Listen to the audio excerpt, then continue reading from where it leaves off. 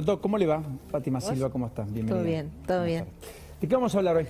De los niños que no votan, pero sí vota todo su entorno. Y parece que muchos no lo recuerdan. Vamos a ver cuántos chicos tenemos judicializados, cuántas veces escuchan los jueces a los niños en un proceso, en qué momento lo escuchan, si en el primer mes, en el sexto, en el año, cuántas veces son escuchados, con la gente de Infancia Compartida. Son temas que me apasionan. Entremos de lleno a eso. Sí. ¿En cuántos tenemos judicializados hoy? No, en porcentaje de cantidad de niños no tenemos. Lo que sí nosotros tenemos, que es un dato cierto, es que lo tiene Infancia Compartida, es cuando lo escuchan a un chico en un proceso. Entre el primero y el tercer mes, nunca. Que sería el primer momento, ¿no es cierto? Cuando empieza el proceso, vos decís, entre el primero y el tercer mes sería lógico que sería el primer contacto que tiene que tener con alguien de la justicia, porque es cuando se inicia el conflicto. Entre el tercero y el sexto, tampoco. La mayoría de los porcentajes dan que lo escuchan después de los 3 años. ¿Después de los 3 años? Después de los 3 años. ¿Y cuántas veces lo escuchan en un proceso? El 46% lo escucha una sola vez. ¿Cuánto? Una sola vez. El 46% de los chicos judicializados son escuchados una sola vez. Una sola vez en el proceso. Nada. Porque probablemente en el primer contexto, primero el niño no sabe dónde va, no conoce el juzgado, no conoce el juez, no conoce el entorno. Es probable que el primer día ni siquiera diga lo que quiere decir. Entonces, si tuvieran un acompañamiento permanente, vos podrías permitirle al niño entender. Mira, ahí tenés.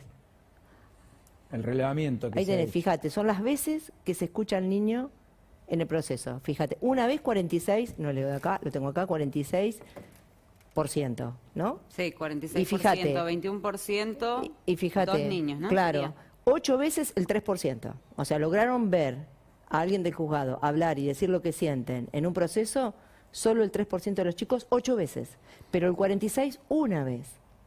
Está Juan Manuel Bien. Foster, que es miembro de Infancia Compartida en línea. Juan Manuel, ¿cómo estás? ¿Qué decís? Un gusto. Bienvenido, buenas tardes. Ahí está con Marita. ¿Qué tal? Un placer. Bueno, Marita, bienvenida. Marita Ortega, bienvenida también. Gracias. Por el testimonio, además. Gracias. Que ya vamos a escuchar y que te quiero escuchar con mucha atención. Juan Manuel, ¿qué más hay que decir respecto a lo que planteaba Fátima en este contexto, a propósito de la idea de tener una infancia compartida con todos los eslabones de la familia para esos chicos cuyo principal derecho es ese, justamente? Lo que hay que decir o agregar es la problemática inicial, que es que cada vez más niños y niñas crecen separados de mamá y papá por problemas de familia. Y este cada vez más es realmente un dato concreto, como decía Fátima. No hay un porcentaje estipulado, todavía no hay estadísticas lo suficientemente completas, pero sí tenemos, por ejemplo, no sé si también puede mostrar, tenemos una estadística que es bien representativa de este cada vez más. En cuanto a lo que es la provincia de Buenos Aires, nosotros encontramos un gráfico en donde señala que en el 2008, en la provincia de Buenos Aires, los juzgados de familia habían sumado un total de 187 expedientes en el 2008. El total de expedientes en el 2019 es de 291.235 expedientes a lo largo del año, solo en provincia de Buenos Aires. Es un salto estrafalario, digamos. En cada expediente de esos hay un niño o más involucrado. En cada uno. En cada uno de esos 291.000. Pero puede haber 4 hermanitos también, no necesariamente hay un niño solo. Claro. Entonces, esto es un fenómeno, si se quiere, social y cultural, en donde la infancia se está judicializando cada vez más a través de los conflictos de familia de una manera exponencial, y lo que nosotros encontramos es que los juzgados se colapsan. Nosotros compartimos una foto de cómo es entrar en un juzgado civil y encontrarte los expedientes apilados contra la pared, y como bien decía Fátima, atrás de cada uno de esos expedientes hay uno o más niños y niñas. Y nosotros vemos que los juzgados de familia hoy por hoy todavía no tienen las herramientas y los protocolos de acción necesarios para poder dar una respuesta a esta gran cantidad de expedientes y de demandas que le están ingresando por año. Y esto se traduce en imposibilidad de dar una respuesta humana e institucional en la vulneración de los derechos de los niños que están presos en esos familias. Perdóname, Juan Manuel, a mí me gustaría aclarar una cosa más. Está bien que en el centro del proceso tienen que estar los niños, pero también tenemos los abuelos muchas veces, que son tan vulnerables como los niños, porque muchas veces no tienen esos abuelos las herramientas para ir a discutir un régimen para poder de comunicación con sus nietos, muchas veces ni los escuchan. Entonces, no, el niño debe ser el centro del proceso, pero sufre mucha más familia ampliada, no sufre solamente el niño. Estamos hablando de obstrucción de vínculos y, entre otras cuestiones, Marita es alguien de las que valiosamente, de manera, yo diría, muy colaborativa, trabaja en estos temas a propósito de una historia personal. ¿Me la contás, Marita, aunque sea brevemente? Sí, ¿qué tal? ¿Cómo están? Placer. Sí, tengo una historia personal fina a la lucha. Es la primera vez que lo cuento así. Por la sencilla razón voy a empezar por el final, porque aunque tenga 41 años, mi papá sigue siendo mi papá y mi mamá mi mamá. Entonces, eso siempre cuesta. Y empiezo por el final, quiero que quede este mensaje luego, ¿no? Que siempre cuesta cuando se trata de mamá y papá. A los 11 años mis padres se separan, y en una separación muy conflictiva, con mucho condimento de conflicto, donde la atención estaba puesta en ellos dos y en pelearse ellos dos. Y producto de eso dejo de poder ver a mi papá. No tengo claro los tiempos porque a veces las separaciones no son drásticas de un día para el otro, sino que hay estas idas y vueltas donde los hijos quedamos ahí en el medio. Y la verdad es que producto de esta mala separación, mi mamá me obliga a no ver a mi papá. En ese momento ella estaba muy enojada con él. Y bueno, mi papá trata de verme por sus medios, yendo a la escuela o mi casa, además. Y bueno, la realidad es que yo tenía que rechazarlo, tenía que decirle que no lo quería ver, tenía que pasar privilegios sin mirarlo. Era difícil, es difícil recordarlo todavía, por eso empecé por el final, para que tomen todos conciencia de que uno crece y cuando vuelve a esos lugares, aunque lo tenga resuelto, no deja de volver a esos lugares de sufrimiento. La realidad es que ellos tuvieron muchos años de conflicto y yo en ese periodo lo vi. Después, si se peleaban por ahí no lo veía. Y lo que te puedo decir es lo que sentía. O sea, lo que quiero que quede claro, yo logré restablecer el vínculo con mi mamá.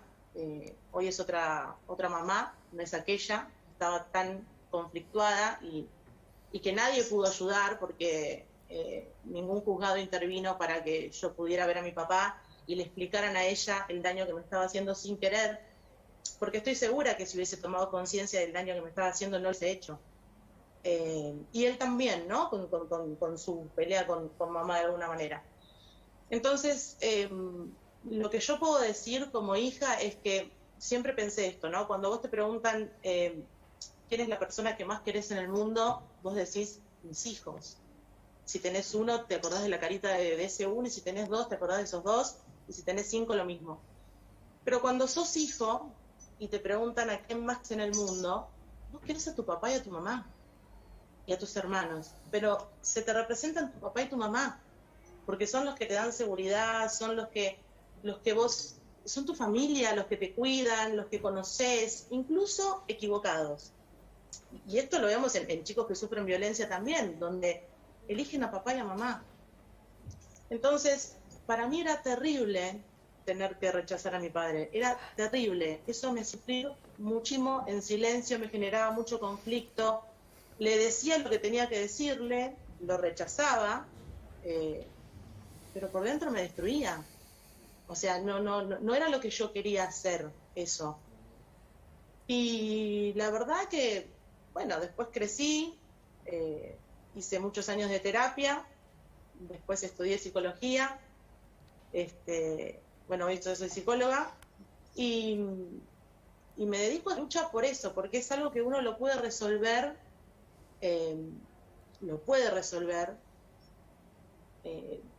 puede progresar, puede irle bien, puede superarlo, pero yo encontré en esta lucha en Infancia en Compartida la posibilidad de reparar un poco aquello que me dolió tanto, ¿no? Y para que otros... Visto desde el lugar de... Y para que a otros no le pase probablemente, ¿no, Marita? Muy valiente por contar todo esto. Me alegro enormemente porque hayas recompuesto ese vínculo, porque la familia sea la de la infancia compartida que se promueve.